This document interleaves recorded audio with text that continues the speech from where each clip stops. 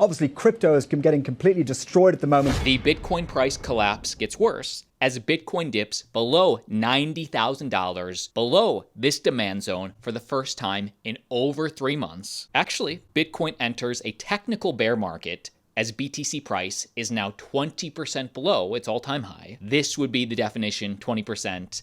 For traditional markets, the stock market, if they see that volatility to the downside, for them, it's considered a bear market. In crypto, it's just another day. 20 to 30% dips in Bitcoin bull markets are normal. It's altcoins that are really getting annihilated. The crypto destruction here is mainly outside Bitcoin. Bitcoin is a relative outperformer, but it has also fallen to its lowest level in a couple of months. Highly recommend you watch today's entire video. We have a huge Ethereum upgrade coming up, as well as which altcoins are actually implementing. We'll talk about it. Yet, in a continuation from yesterday's video, Donald Trump just crashed crypto. Link down below. Highly recommend you understand this video to understand what's happening in crypto. But it's no secret that investor concerns over global growth and Trump tariffs are driving this sell-off. So that means that the consensus expectation that Trump's policies might be pro-growth, but maybe inflationary, so therefore there was a bit of an inflationary concern, have shifted to suddenly realizing, wait a sec, the first impact will be negative for growth, and that is dominating the inflation concern. If you've still got an inflation concern, it's stagnation. But suddenly growth is the worry, not inflation, and that will sustain for a few weeks, so yields got a chunk lower to go. And Donald Trump has been warning us about this for months. We may have short-term, some a little pain, and people understand that. No, I'm not concerned. We may have short-term, some little pain, and people understand that.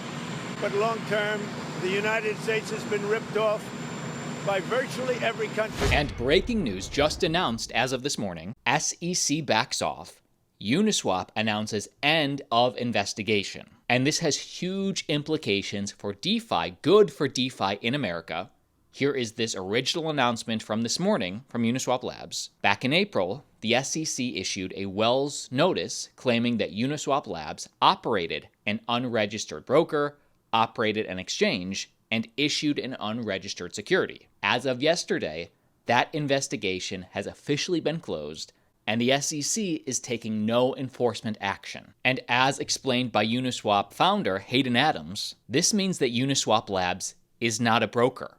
The Uniswap protocol is not an unregistered exchange or clearing agency or operated by labs, and Uni, the token, is not a security. This is a huge win, not just for Uniswap Labs, but for DeFi as a whole. So first, the SEC dropped all investigations against Coinbase, against Robinhood, and this, again, is a signal for the growth of decentralized finance, DeFi, in the US. Yet that is not stopping fear, uncertainty, and doubt in the short term from macro uncertainty, from the Donald Trump tariffs uncertainty. With now market sentiment showing a 25, extreme fear. The last time we saw this number for fear and greed, the Bitcoin price was around $54,000. Now we were at 91, market dipped. But again, I'm not just going to share with you these numbers. Let me put this into perspective. I'm over on BitUnex. Let's go over to the Bitcoin chart. We'll go to futures. We see price still around $88,000. And when in doubt, zoom out. The last time Bitcoin's price was around $54,000, was like right here. And then we even had a collapse into the high 40,000s. Kind of like the collapse into the high 80,000s. But when we shared with you this chart, the extreme fear in the market at around $54,000 Bitcoin, not to say right here, it couldn't have gone lower, but extreme fear is actually the time to buy. Also, if you go up to indicators and you look at the RSI, Relative Strength Index, we see the RSI on the daily is hitting 30 right now. Last time the RSI was this low was 6 months ago. Bitcoin bottomed out at that same time. Will this time be different? Well, for everybody trading on exchange partner BitUnex, as we learn the meanings and how to use all these different indicators, RSI essentially measures, is the asset overbought or oversold? Levels above 70 usually indicate overbought conditions, while levels below 30 indicate oversold conditions. So again, not that the RSI can't go lower. It could. It could go to 25, it could go to 20, it could go to 15, which would be outrageously oversold. But these are the metrics I'm going to keep coming back to. We're going to keep our eye on. If anybody wants to win 1 BTC, use code Altcoin Daily, link down below, and do it quickly because this is the final day. You have a few hours left to predict the price and win 1 BTC grand prize. Use code Altcoin Daily, link down below. And big news, if you hold Ethereum, this affects you. Ethereum's Pectra upgrade set for April of 2025 to improve staking. This was supposed to go live in March. Now it's going to be early April. And this is really the biggest Ethereum upgrade for at least the last year. And basically what's changing? Well, the goal is to make Ethereum faster, cheaper, and easier to use for both regular users and validators. And the 3 big things that are changing are as follows. When this upgrade goes live, you will now be able to pay gas fees with more than just ETH. So right now, Ethereum users must hold Ethereum in your MetaMask wallet, in your DeFi wallet, to pay for gas fees. And if you don't have ETH in that wallet, you can't make a transaction. You need the gas. But with this upgrade and account abstraction, users will be able to pay gas fees using stablecoins like USDC, Tether, or even other ERC20 tokens. This one is so obvious, it's so needed, it's going to make the user experience, in my opinion, so much better. It's also going to have bigger validator staking limits, meaning it's going to be easier for big money institutions to really support Ethereum. Currently, you must stake 32 Ethereum exactly to participate in securing the network.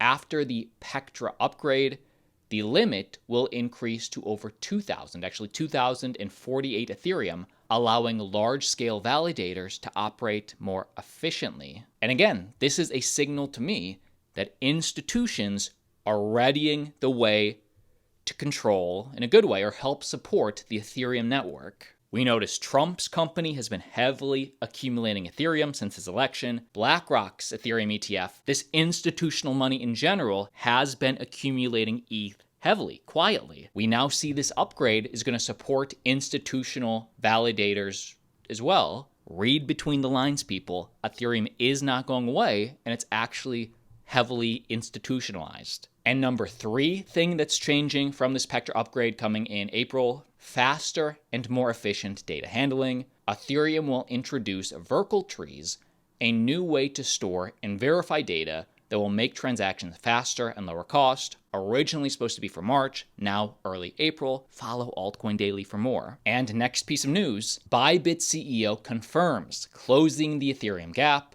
The exchange is back to 100% reserves after the record $1.5 billion hack, meaning they're fully replenished, and this has been confirmed on-chain. The breach, which targeted Bybit's Ethereum reserves last Friday, was later attributed to North Korea's notorious Lazarus Group. They stole the funds. They still have a lot of those funds. But according to the latest data from on-chain analyst aggregator Look On-Chain, everything has been replenished, some from BitGet, some from unknown whales. And actually, the newly audited Proof of Reserves report will be published very soon to show that Bybit is again back to 100% one-to-one on client assets through Merkle tree. And you gotta respect the speed and the transparency. This is exactly what you want to see from one of the biggest exchanges in the world respond to a crisis like this. And quick piece of news for Polkadot, which I'm still a staker of. I'm still staking my Polkadot.